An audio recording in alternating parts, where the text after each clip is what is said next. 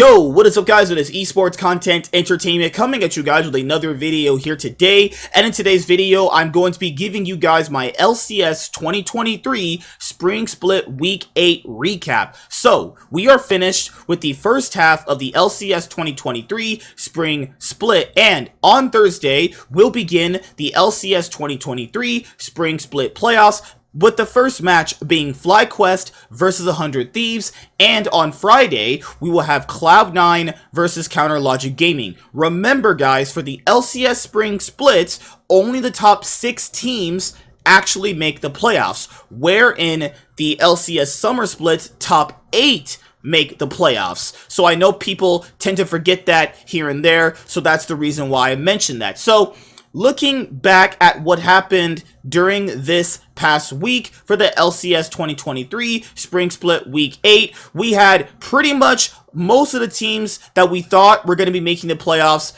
actually make the playoffs. And then we had a lot of surprises in terms of more extra games that had to be played, because there was a possible scenario where if Golden Guardians actually had won their game against Dignitas during the final day of the LCS 2023 Spring Split Week 8, then we could have actually had a 5-way tiebreaker for 3rd. We could have had like another 2-way tiebreaker for 5th. It was just so crazy with tiebreaker scenarios, but it ultimately came down to Dignitas playing spoiler, and a few other teams lost very key matches, and then they got passed up by 100 Thieves and Counterlogic Gaming, to the point where the other two teams, the other perennial orgs that we know within the LCS, TSM and Team Liquid, did not end up advancing to the playoffs, and we are going to cover those two individual teams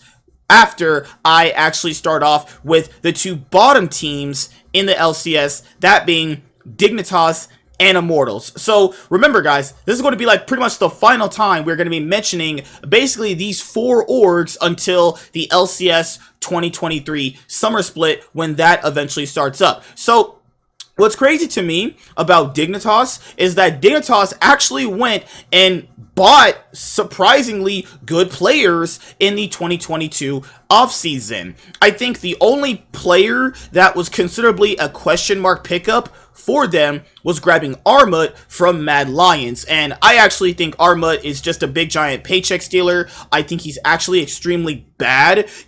Back when he was playing on Mad Lions, back during at least 2021, at least he was somewhat decent. Like, he wasn't like just griefing all of his laning phases, but now it just kind of feels like this guy just can't do anything. Like, he had like one good game this entire split when it was against Golden Guardians, when he was playing Cassante, right? Where we had that nice like team fight engagement with Cassante, and like outside of that Cassante game and maybe that Jace game that I went to go see live, back when I went during the LCS 2023 Spring Split it was week 3 or week 4 where we went. It was like, the final week before the first round robin was over. He played that decent Jace game, but outside of those 2 isolated games, Armut has literally looked like the worst top laner in the league, with the likes of Revenge, and sad to say, Licorice also looked pretty bad this split as well. Dignitas ended up grabbing players like Santorin, who I actually thought played very well. Like, a lot of people know, I thought he played really well on Team Liquid last year, given their playoff situation that they had, where in spring I thought he wasn't really doing all that well, and then in summer I thought he had really actually started playing really well. Santorin was a main key reason why they were actually able to reverse sweep CLG during the LCS 2022 Summer Split, playoffs, right? And then he was a key defining factor into the reason why they almost actually defeated Evil Geniuses. And I was thinking to myself, okay, Santorin is gonna come over here to Dignitas, and he'll be paired up with Jensen, and they'll actually have some pretty good synergy, because remember, when Jensen and Santorin did play, it wasn't like they had really good synergy. It's the fact that Santorin only really plays through mid, and Jensen pretty much likes when his jungler just plays directly through him. Also, Dignitas had what was that jungler they had before him this split? It was like Exeu yeah, Izayu, he was really bad, and Dignitas had Hoon, and it was like, what are you doing here? You know what I mean? Like, their top side was just all out of whack, you know? So I thought grabbing Armut would be at least somewhat decent, you know, for this team, you know, and I thought grabbing Santorin would be a nice upgrade over pretty much all the junglers Dignitas has pretty much ever had, right? Then they bring in Jensen, and people were like, oh, they're gonna bring in Jensen, but the thing here about Jensen, and I love Jensen, but Jensen did not play well on Cloud9 during the LCS 2022 summer split. He kind of played okay in the playoffs, right, for the LCS 2022 summer split playoffs, but at Worlds 2022, he was definitely a huge liability. He never got back to that Jensen form that we know him for, right? So that never happened for Dignitas, and you had the bot lane of Spawn and Biofrost initially because Ignar had his visa issues, and Ignar couldn't join until Dignitas were already like 0-7, 0-8, I think, or like 0-9 or something like that. So when you have Spawn and Biofrost, that's like really bad, right? So I was initially thinking, yeah, like Biofrost is actually pretty bad to a certain extent. He played really, really bad last year in the LCS 2022 year as well. Like, he wasn't really looking that good either. Decent, okay spring, but completely just fumbled it when it came to summer. I actually thought, okay, you know, this team probably with their decent pieces, this team could at least make 6. At least, like, come on, give me a bone here. A roster of Santorin and Jensen, why can't that at least get, like, the playoffs in the LCS, right? But I guess it was even of a similar situation, like to the 100 Thieves situation, where it's like you have your veterans and you have, like, other players around you that could, like, facilitate you. What happened different with the 100 Thieves is that the players on the 100 Thieves, the rookies were able to actually become, I would say, somewhat stable as the split, you know, ramped up. Armut never became stable, never was actually anything of a carry threat, ever, even on carry champions. Santorin was getting gapped in the jungle, pathing really badly. Objective timers, when he was roaming to objectives, were very bad. He would get caught out, he would get, like, invaded and make the worst decisions possible. You also had Jensen, who was pretty much their only good player, the only thing that was good about this team, and then teams knew that if they focused on Jensen, it was pretty much curtains for this org, right? Then we also hear that their scrims are really bad as well. Pretty much their scrims were really reflective of their stage games. I don't know why scrims were so bad for them. You'd think with decent players like this, it would be okay, but nope, just turns out it was really, really bad, apparently. Then, outside of Spawn and Biofrost, they end up benching Spawn right when they officially got their before they got their first win against Evil Geniuses, and Spawn was really bad. Spawn was extremely egregious. I agree with them, like, benching Spawn. He needed to be benched, but they ended up bringing over Tomo, and people kind of ragged Dardoch. Remember that really crazy jungler Dardoch from the LCS? He mentioned the fact that they were scapegoating Tomo for, like, all their he mentioned the fact that they were scapegoating Spawn for all their issues when they benched him, right? And Dardoch was on Dignitas before, right? And, like, that would be a similar situation because there was a week back during the LCS 2021 summer split where Dardoch was playing, like, really, really well, and then all of a sudden he just gets benched just randomly and just basically kicked out of the org, and you're like, yeah, Dignitas makes some really bad decisions overall, right? Remember that? It was that week where it was with that Dignitas roster with Aframu and Dardoch and I think it was Saligo, where they were doing pretty well and then randomly they just fuck it up, right? So Tomo comes in, and Tomo is almost just about as bad as Spawn. The only thing that makes Tomo different from Spawn is, like, okay, he just might go to a few team fights and that's pretty much just it. Other than that, Tomo's not that much better, and arguably they're just about the same. So they have just 2 bad ADCs that you definitely need to get rid of. I would argue that Dignitas need to get rid of most of the roster in general, starting with Armut, then get rid of Tomo. I would probably say, do you give Santorin and Jensen another split to kind of bounce back, given the fact that Santorin was gapped pretty hard in every game, right? Ignar should, I think, get a more full split chance. I mean, coming into a team that has no wins, pretty much already 0-8, 0-7, 0-9, it's literally just an uphill battle, right? And pretty much they were always playing for their lives. Right when they had already hit like 0-8, they were already playing for their lives. I told people, if you automatically hit 10 losses, there's a pretty much good chance you are not making playoffs, or you can barely make it in being 9-9. But that would require a bunch of different scenarios, and them also beating every team that they already previously showed that they couldn't really beat anyway. They only got wins against CLG, Golden Guardians, and EG. And arguably, even in that EG game that they won, they probably still should have lost if EG had actually, kept track of the Zero ult, actually, So yeah, with Dignitas, we're not going to see them for quite some time, and that's good. They need almost just a complete roster overhaul. Top laner sucks. Santorin does suck right now. Jensen, still pretty solid for them. I would say keep Jensen. I would say also swap your ADC. So I'll say swap out your top laner, your jungler, and your ADC. And then work on whatever you can there. I don't know who's kind of going to be available in this offseason, right? But it's going to be a pretty long wait for teams like Dignitas and Immortals and TSM and Team Liquid, because the summer split doesn't start till like June. So there's a long time for these guys to kind of figure out, okay, what do we really want to do to kind of like bounce back for summer and potentially get in that top 8, because remember, top 8 makes the playoffs for the LCS 2023 summer split, or just any LCS summer split in general, right? Starting with the year of, 2021, actually. So, or was it 2020? Yeah, it was 2020 that started that. So, alright, let's move on to Immortals. So, Immortals arguably has more wins on their scoreboard. I would say they had that one really impressive win against Evil Geniuses. Now, Immortals, I just don't know what this org really wants to do. Like, it just confuses me about what is this org really trying to do, Revenge is bad. Okay, Revenge is extremely bad. We saw that this week. He's bad. He's just dog shit for the most part, right? Kenvi, even if he gets ahead as a jungler, he's just so incompetent, he doesn't even know what to do. There are games where he gets ahead, right? Mostly off the back of people's mistakes. It's mostly off the back of luck. It's not skill, but he's not understanding what does he need to do, like, on the map, right at this very moment, if I'm actually this strong. Like, we saw this guy on most of his jungle picks, mostly Viego, get ahead and just be completely just flabbergasted as to the reason as to what he should really be doing, or what should he be doing with his jungle, lead that he just got. Look at how Closer played Viego when he got ahead in Wukong versus any jungler or any game that Kenvi played this split. You'll know there's a very stark difference there in what you should be doing when you are ahead, right?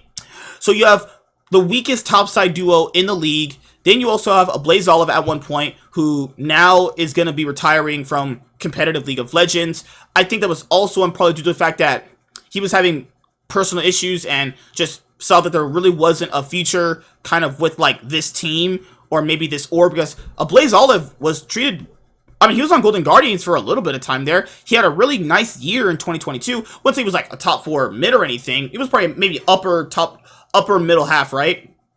Played well in 2022. Goes to Immortals, and it's like, yeah, he's already, he's retiring, which is interesting, right? So Blaze Olive retiring is just crazy, given the fact that, he leaves Golden Guardians for Immortals with a roster that, on paper should at least be maybe having a bit more wins than they do, or a team that should be less than a sum of their parts, but it just never showed that. And he was also really bad individually in the games too. Like, he played extremely bad himself. Then they bring in Balulu, who I think played pretty decent given his circumstances. Like the Vel'Koz game, pretty standout. His Ahri games were pretty standout overall. But there was pretty much nothing he can do, because you're throwing a guy into a literal volcano to the point where there's literally nothing he can do. There's nothing he can do with a team that's this bad. They don't even know how to play out proper objectives, people. They don't know how to grab objectives, okay? So, yeah, that was bad overall from just how that situation went. But I do want to give Balulu a lot of credit. He did play well, given the circumstances that was Immortals, right? Then Tactical and Fleshy, one of the worst bot lanes. Terrible bot lane. I thought at least Immortals would have this, like, kind of ghetto, like, protect a double lift comp. Because last year in TSM, at least when there were resources that the TSM team last year thought that Tactical could carry games, given it enough resources, but just kind of turns out that was never a viable strategy for Immortals, even when the bot lane is literally the meta. It's playing through your bot lane. So people have to realize that through this meta right now, that was this LCS 2023 spring split overall, right? It was playing through your bot lane. So if you had a bad bot lane, like a bad 2v2, you were just not going to do well overall. Like, these guys couldn't play Draven, Nautilus, which is disgusting of a bot lane. These guys couldn't play utility for a bot lane. Just nothing. None of the bot lane matchups were ever good for them, right? And Fleshy was easily one of the worst supports in the league, turbo sprinting it in pretty much just almost every game known to man. So, yeah, that's for Immortals. Immortals and Dignitas will be the perennial laughingstock of the league. Maybe they might make some amazing roster changes that really just turn the tide of the LCS coming into the LCS 2023 summer split, but we'll have to see how it goes. So, yeah, I just don't know what to say anymore about these rosters, man. It's just, they're just so fucking bad. I'm glad I don't see any more games from them for the next 2 months, considerably. Alright, so let's go to Team Liquid.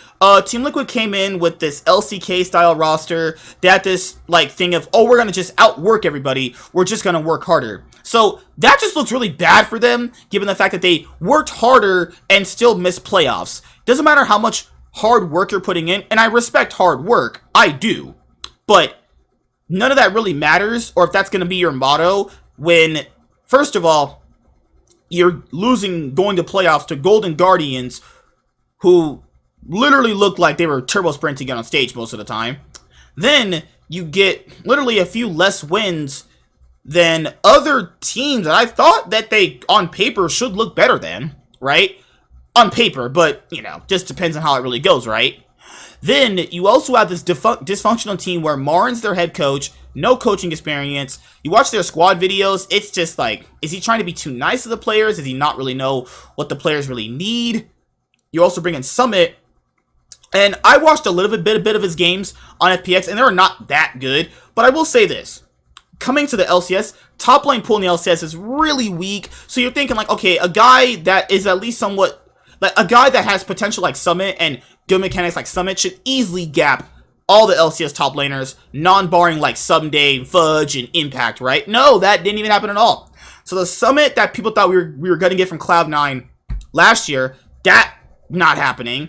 Even the Summit that was having okay games on FPX in the LPL last year, his small okay games he had, we didn't get that either.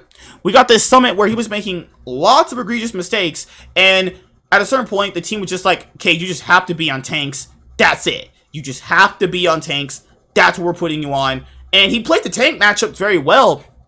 He had great laning stats, but the issue here, guys, is understanding that they were so just incompetent to how to play with the tank that Summit would soak up a lot of damage, and these guys are scared to hit anything.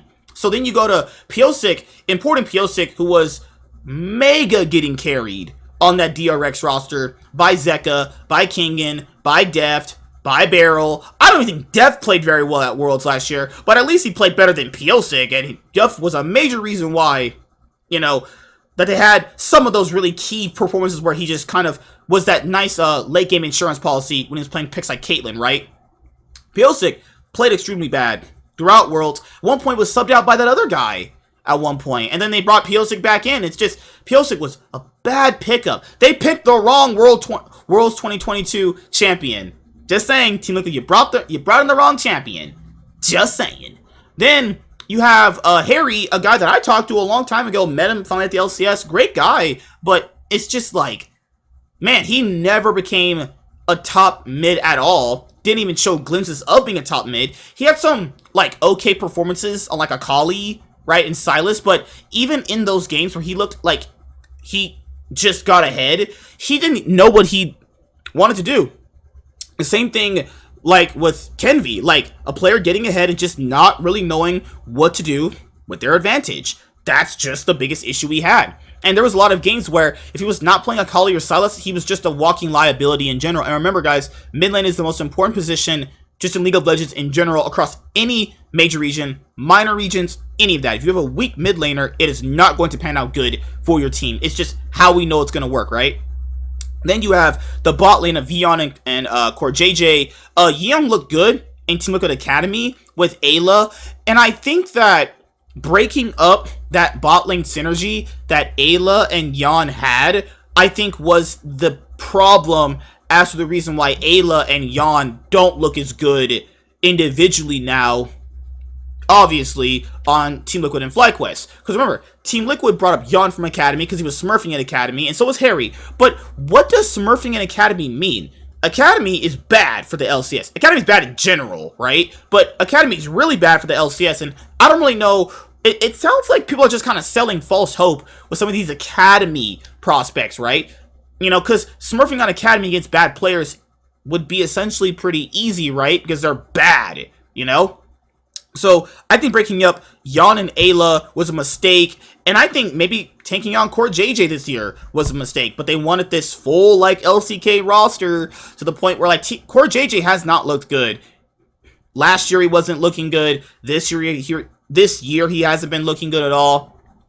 In 2021, I think he didn't look good for the entire year, but he got it together when it really mattered, if that makes sense, right? So, I think these past, you know, last year, all of last year, the playoffs too, this year as well, Core JJ has looked pretty suspect, and I doubt Team Liquid would ever get rid of this guy because they just are in love with him, because he could just do no wrong, right?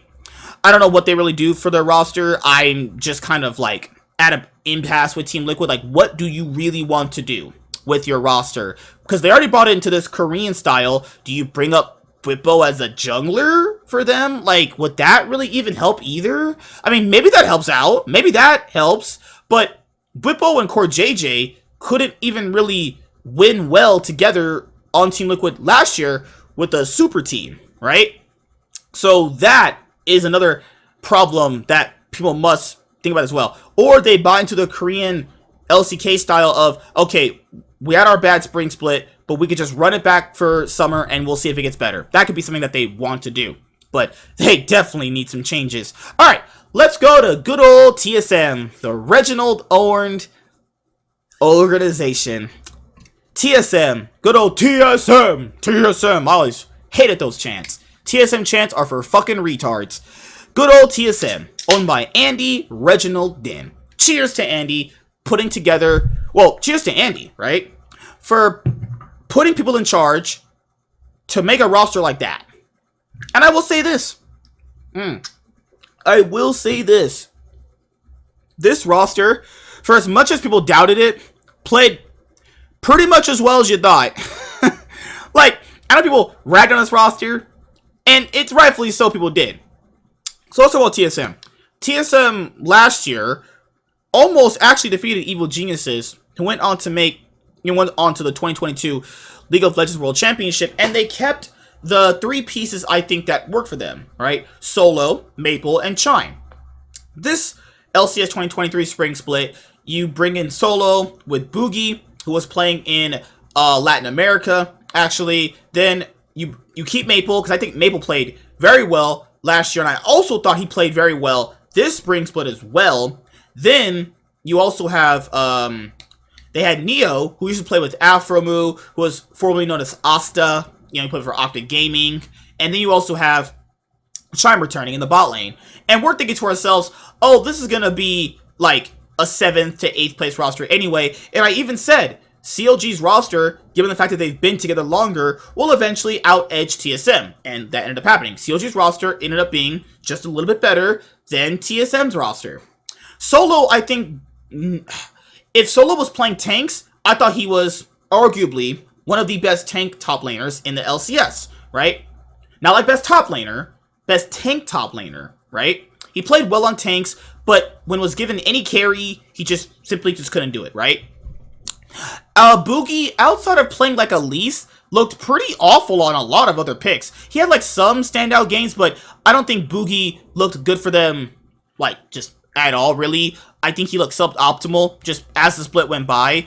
Maple, I thought, looked pretty good throughout the entire split. Like, he had a few good, like, even in that TSM 100 Thieves game, right, where he was honoring soul and just ripping people apart, you could tell he was still playing just at a really good level. But, you're on TSM. What else can you do, Then they had Neo, who was running it in fights. They bring in Wild Turtle. Wild Turtle does actually he looked pretty solid.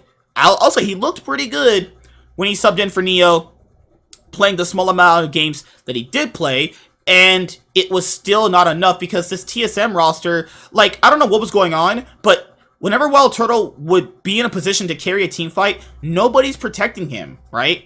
Even in a bot lane meta where you should be protecting your ADC so he can dish out enough damage, Chime also looked really suspect throughout the split. Like, he could barely play Rakan. Like he was known for his engaged supports, right? That was a walking detriment to him because he couldn't play any proactive engaged support at all well. And I personally think they just choked a lot harder in this final Super Week, right? Because that TSM 100 Thieves game, TSM is winning that game. You could tell just the pressure is getting to them so hard in that game.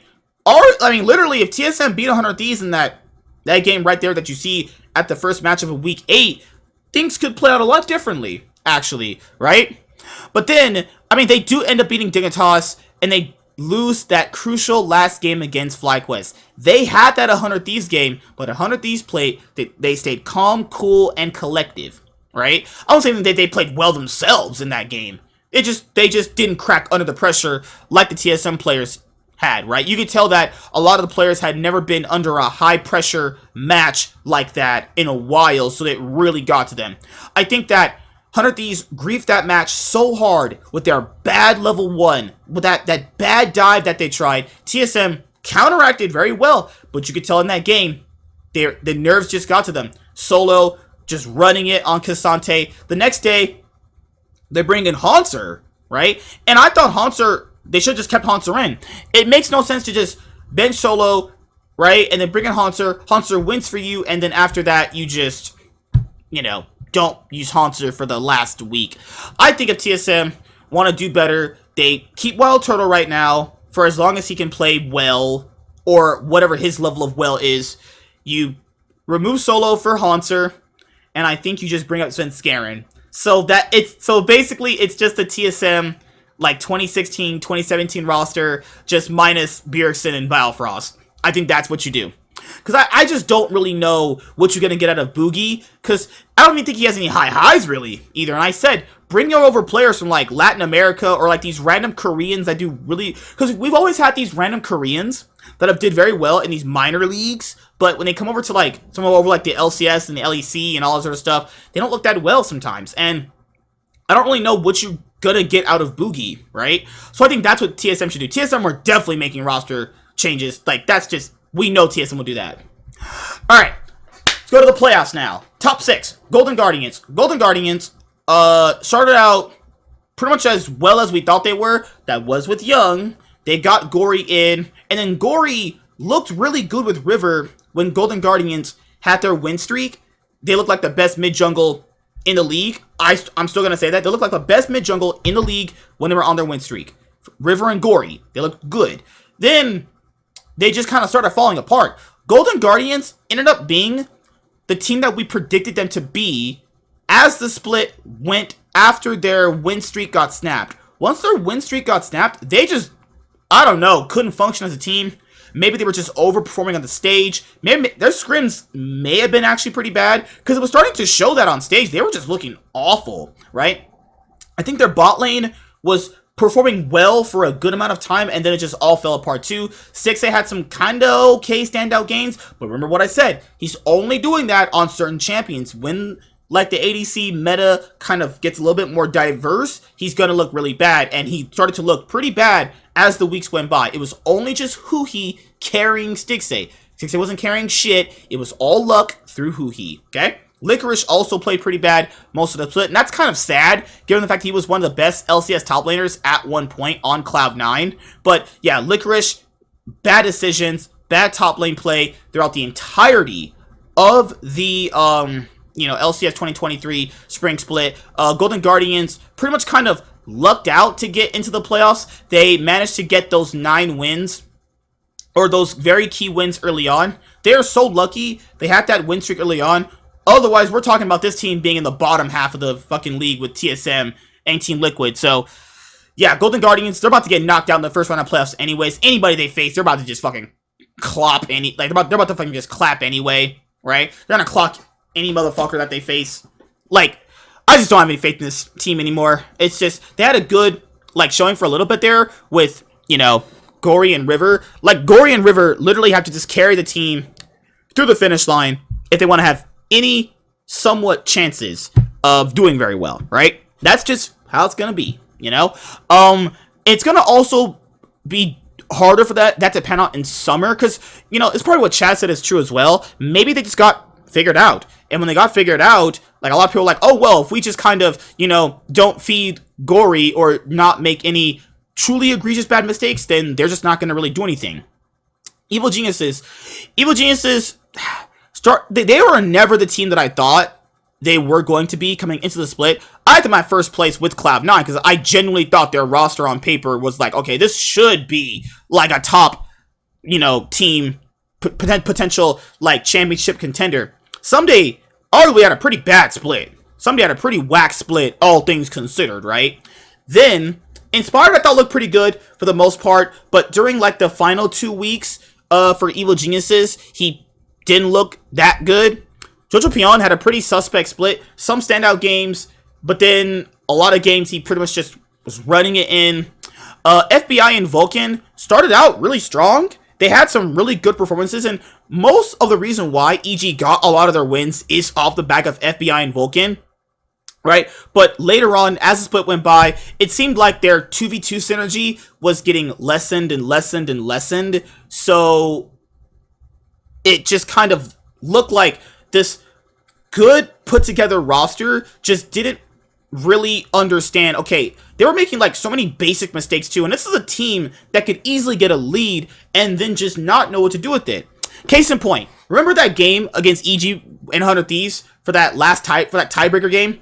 Right here, this tiebreaker game between EG and 100 Thieves, and even in the EG 100 Thieves game during out the week where EG has a lead, they're outplaying them, and they're simply not understanding what to do. So an example of that would be like, okay, you're winning your 2v2, and somehow you have priority in your bot lane, and somehow you're the one who's on the back foot of objectives and getting Rift Heralds and getting Dragons. Like, what the fuck? You're the one winning, but you're the one on the back foot. That doesn't even make any sense, okay? That was a problem with Evil Geniuses. I mean, hopefully, when it comes to the playoffs, they can somehow, like, shore up a lot of their weaknesses, but I really don't know. People are right now just blaming it on sickness. I don't really know right now, actually. I wouldn't count this team out, but I wouldn't count them to probably get better than they currently are right now. I think they have a chance to play spoiler, but I don't know. Given the fact that they dropped from, like, competing in the top 3 to 5th, losing games like that, that's pretty concerning. And I wouldn't even, like, okay, so CLG arguably had a pretty good week, and they finished top 4. Like, CLG finished actually over a lot of people's expectations. A lot of people had this team, like, 7th, 6th, and for the most part, they actually overperformed to expectations. I'll give them that. They finished top 4. But a lot of those games were bad for them as well. Drafting, macro decisions. I think Dokla had an okay split overall. Contracts looked pretty okay for the most part. Had some really egregious games as well. Palafox looked pretty good for the most part. He looked all right. But the bot lane of Luger and Poom, like, this is just a solid, okay team. I don't really know how far the ceiling is for this roster, just in general. But I will say this. The biggest issues they had was drafting these very weird one-win condition comps and getting completely blown out in the early game, just making really bad decisions. And that's the problem is, if you're CLG, you really did not want to lose against Cloud. You really did not want to lose that tiebreaker to 100 Thieves, because remember, guys, the difference between third and fourth is that you actually get to face Cloud9 if you're a 4th seed, and you face FlyQuest if you're a 3rd seed. To be fair, I imagine both of these teams don't want to face Cloud9 or FlyQuest either, but FlyQuest, as we'll get to it in a minute, has been looking kind of weak, so it's better for 100 Thieves to face Fly, because remember, last spring split, 100 Thieves beat Cloud9 as well, right? So keep that in mind. CLG facing Cloud9 going into the playoffs. I'll go over that later, but yeah, for CLG overall for the split, they overperformed, but I wouldn't still say this is a great team, right? 100 Thieves finished top 3, so they started out 4-1, then they faced the top teams, got absolutely fucking destroyed, then they mentally collapsed pretty much to the point where they got rid of their head coach, Cass, who was now going to be head coach or an analyst assistant for Excel Esports. He's going back to Europe. Nuke Duck, who was their assistant head coach, gets promoted to being head coach. Then after that, they bring over the assistant head coach from the academy team, and that's their coaching duo for the LCS team, right? So then they ended up just going on this 7-game win streak. They win all the tiebreakers too, right? So they managed to really claw back what looked like to be a pretty done split at a certain point. Like, go back and watch their VoiceCon videos. This team looked like they were fucking finished with each other. I don't know what Nuke Dog did. I guess Nuke Dog realized, wait a minute, we just gotta sit these players down. Potentially, this is what he did. I'm not saying he did. This is speculation, right? I'm saying he probably remember, it's a speculation. I'm saying the fact that he probably sat them down and went, hey, what do you guys need out of each other? Or they had one of those heart-to-hearts or whatever. Or maybe he literally went, hey, Closer, you're the best. You're probably going to be our best chance of getting this team ahead. We need to give Closer his best champions, Wukong, Lee Sin, Viego, and then run it from there. Closer played so well off the back end of this LCS 2023 Spring Split. I kept him. He's a good jungler, right? He's really good. We've seen it. He is a fantastic jungler. Easily top 3 in his position, right? If he's on form. But if his team is not giving him, like, the resources and it's mostly about the fact that if his team is not willing to kind of buy into what he's doing, it's just not going to work. But at a certain point, you just got to go, fuck it, I'm taking over. Basically, if Delvin and Bjergsen want to run the team, then go fuck themselves. Closer needs to run the team. Pick those carry junglers and carry the games. I don't think Tenacity had a really good split overall. I think Tenacity just, toward the end, just got put on tank duty. That way he could be, useful on Gragas and Sion, right? Bjergsen, he had that decent Azir game. It was in the week 7 or week 6 or whatever. Bjergsen on Annie Lissandra. I get 100 Thieves won a lot of the games, all of them, but Bjergsen did not look good in a lot of those games, guys. I mean, he's probably one of the weakest mid laners for the LCS 2023 Spring Split playoffs right now. He did not look that good. Those Annie games, those Ari games were bad, actually. I don't know. Like, it looked pretty bad to me. Other than that, I still think the synergy with Closer is still really bad. And we'll have to see just how the adaptation of 100 Thieves is going to be in BO5s for this roster, because winning BO1s, okay, whatever, right? But now, can you do that again and game after that, and then game after that, right? Then you had Doublelift, and I think Doublelift overall had a pretty good split. Doublelift played pretty much back, I won't say back to his prime form, but Doublelift came back after being retired in a better form than Jensen and Bjergsen, which is good, which is great. And I thought for the most part, he had a pretty good split overall anyway. Boostio, I thought, didn't have a really good split overall to begin with anyway. He had a couple of key good games on, like, Renata and Rakan. That, like, Rakan play that he did against Inspire when he hit in that bush, actually.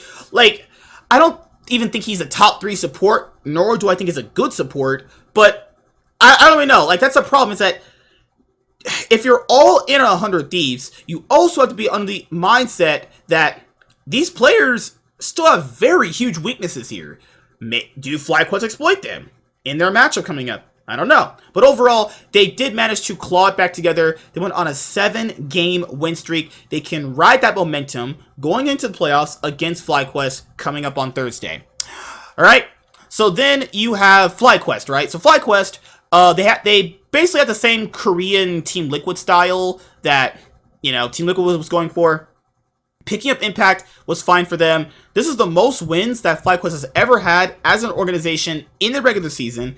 And this is, I think, one of their highest placings in the regular season since, like, I think, since, like, 2018, 2019, something like that. It's, like, their highest placing in a while. The most wins they've ever had in the regular season as well.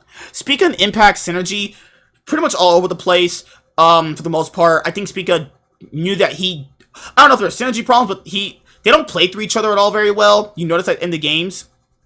Vikla started out strong, but then kind of fell off a little bit, but then kind of brought it back a little bit. So I won't say he's a coin flip player yet. I say he's a decent player overall, but if he's not on form, it definitely looks pretty bad. Prince looked like the best player in the league for, the first 4 weeks of the split, and then after that, been having some issues, and I think that was probably due to the fact that Ayla was came in finally over Winsome. Remember, FlyQuest initially was supposed to start with Ayla, but then they had Winsome that was playing before Ayla, and I think the team just functioned better with FlyQuest. I think FlyQuest just functioned better as a team with Winsome. But I get it, they already committed to Ayla in the offseason, and it's like, if you don't go through with it, it just looks really bad, you know, for you as an org. And I think that Prince and Winsome look so much better compared to, you know, Prince and Ayla do, right? And Prince also making some pretty suspect games as well. Remember, and I will give this to Prince as well. He played really well throughout most of it in general, right? And, like, it's a bit harder for FlyQuest to win if Prince isn't on form than to say someone like Berserker on Cloud9, and you have these other carry threats as well, right? And finally finishing this all off with Cloud9 finishing in first place, actually. A huge bounce back from the LCS 2022 summer split, where they finished 5th, actually. Where they finished, like, 4th or something like that, right? Because they finished in that... Yeah, they were in the quarterfinals first, so they finished 4th, actually, last split. So then, nice bounce back for them, finishing 14-4. They pretty much finished, 15-4, right? Well, was it 15-4? Because they came in with, like, 13 wins, right? No, it was 12 wins, so they went 14 with that. They lost the game, so they pretty much finished, like, 15-4, counting that tiebreaker, right? So Cloud9 came into this split. 4 of the same players that won from the last summer split. They brought over Diplex and Amenes. I think they always wanted to play Amenes first, but they didn't really know how Amenes would pan out, right, with his issues that he had with the other teams this guy had been a part of. So they put him in Academy. They played Diplex. Diplex actually looked fine, right? But I will say, as Diplex looked fine for the most part, you knew that Cloud9 needed another edge against teams like EG and FlyQuest, right? Who were pretty much their biggest competition. So they bring in a Menace who is smurfing in Academy, the memes, for smurfing in LCS Academy, 26 solo kills, right? And the first game, a Menace plays with Cloud9 against, against Golden Guardians. They give him Victor. He's not that good on Victor. He looks pretty bad. And he also doesn't look that good on Jace either, which you guys saw, against that FlyQuest tiebreaker. But literally, outside of just, like, Victor and Silas, he looked pretty well and pretty good in the rest of the games. A lot of carry performances there. So, I think that Amenes does give them that edge. I think the Amenes Blabber synergy is actually way better than the Amenes Diplex synergy. Berserker is my LCS 2023 Spring Split MVP. It was a tie between Prince and Fudge as well. Not Cloud9 bias, but Fudge played really well. Like, you cannot deny me that. Fudge played great throughout the entire split. And so did Berserker. Both Fudge and Berserker had no bad games, were good in mostly every game in every aspect from their positions. And so was Prince, for the most part, right? Prince played well too. So those would be my top 3 LCS 2023 Spring Split MVP candidates: Prince, Berserker, and Fudge. They all played great, right? But I would choose Berserker as my MVP of the LCS 2023 Spring Split regular season. So after that, you had Berserker, who I thought was one of the best ADCs in the league, gapping everybody. I don't think he's even had a bad game in general, outside of, like, maybe a select one game you could probably think of, right?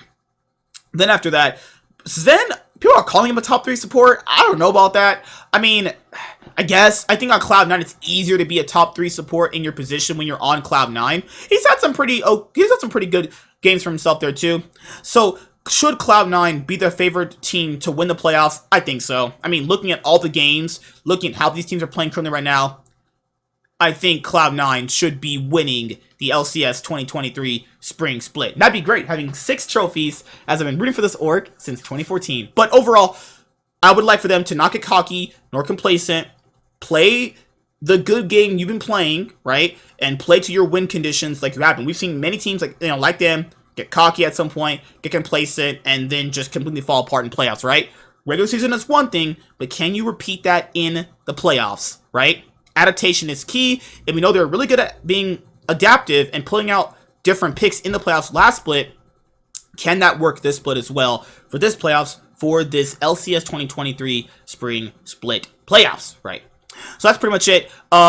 as I already made my predictions for the LCS 2023 Spring Split Playoffs Round 1, I have FlyQuest beating 100 Thieves, but I'm not, like, entirely too sure that FlyQuest will win, because FlyQuest has looked pretty suspect in a lot of their games, too. If 100 Thieves win, I'm not surprised, but I do expect a 5-game full series. I do expect Cloud9 to just rip apart CLG anyway, for the most part. I think they'll get a game win. Or who knows, maybe CLG can pull it to 5 games, right? But I really don't think that's going to be the case, actually. So, who do you guys think will win these first 2 playoff matches? It's going to be a lot more easier with these playoff matches going forward, because there's just less games and teams. There's just less teams to talk about, right?